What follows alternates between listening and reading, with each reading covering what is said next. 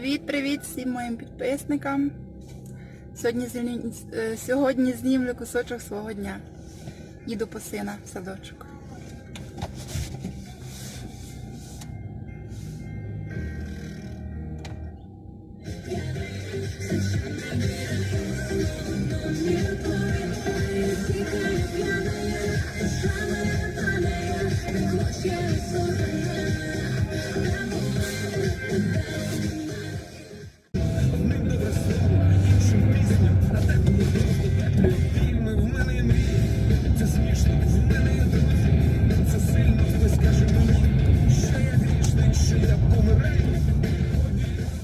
Кажи.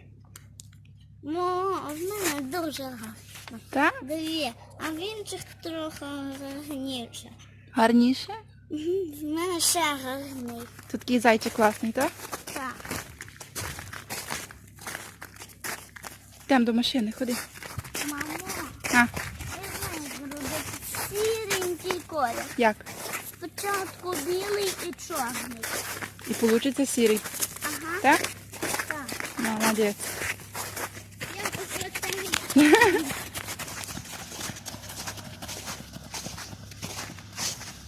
Все, побігли. От що погано?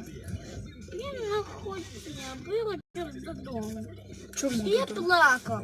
Ого, то серйозно. А коли я завезли додому, і я побачу, я ж хотів теж. А в кого був день народження? А? Не в кого. А коли я був, бо я був вдома і коли я був вдома, то А знаєш в кого? ні, я не бачу. Настусі.